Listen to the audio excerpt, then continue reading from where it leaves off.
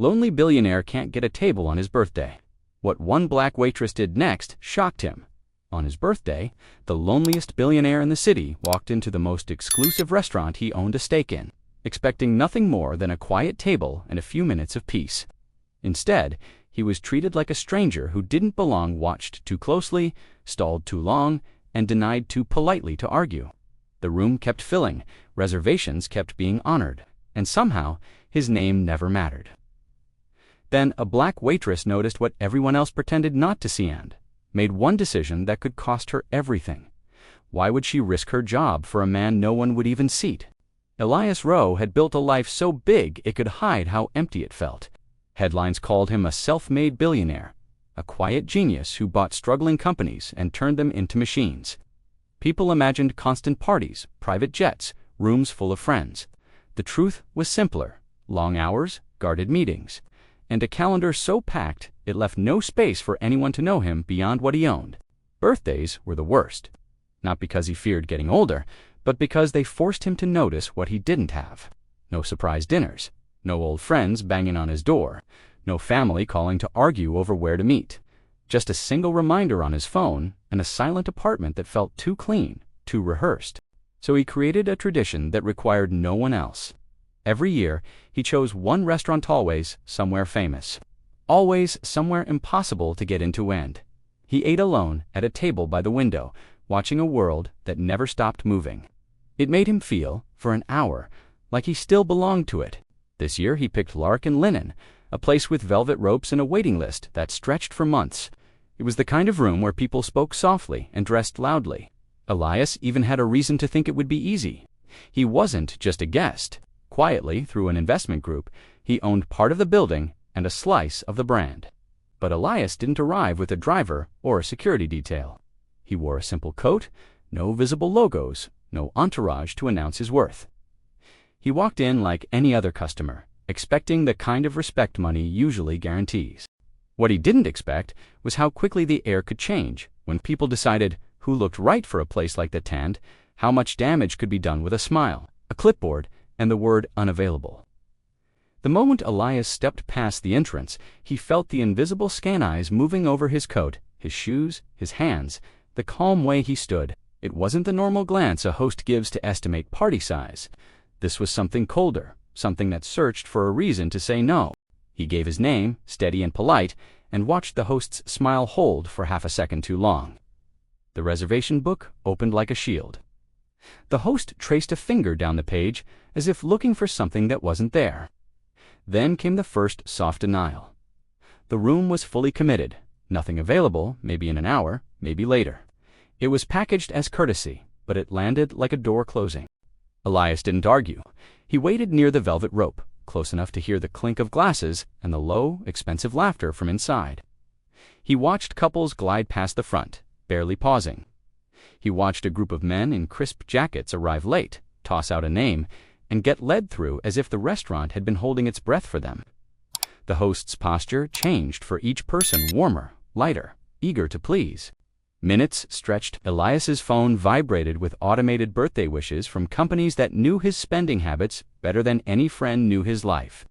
He stared at the screen, then turned it off, trying not to feel foolish for wanting something as small as a chair and a plate.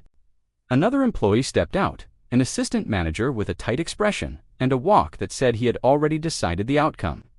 He asked for Elias's name again, not because he needed it, but because repeating it made the situation feel official. He offered the same polite barriers: private event, unexpected reservations, limited seating. Each phrase was smooth enough to sound reasonable until Elias noticed the pattern. Tables were turning. People were being seated. The restaurant wasn't full. It was selective. He shifted slightly, giving the host an angle to see the understated watch on his wrist. It wasn't flashy, but it was unmistakably expensive.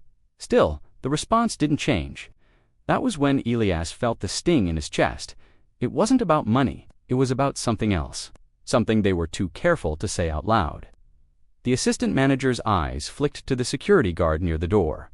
The guard didn't move, but his stance tightened like a warning.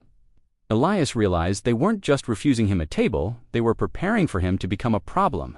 Inside, a server passed close to the front, carrying a tray with perfect balance. She moved with the quiet speed of someone used to being invisible until needed. She was black, her hair neatly pulled back, her expression focused, but her eyes didn't skim past Elias the way everyone else's did. They paused, not with curiosity, but with recognition, like she understood the shape of what was happening. Elias tried to step away from the rope, giving them less reason to feel threatened, but the assistant manager followed with a smile that didn't reach his eyes. The message was clear. Leave on your own, or be escorted out. And that was when the waitress did something small that somehow felt louder than a shout. She slowed, angled toward the front, and looked straight at the reservation stand as if she'd just noticed a mistake no one else wanted to correct.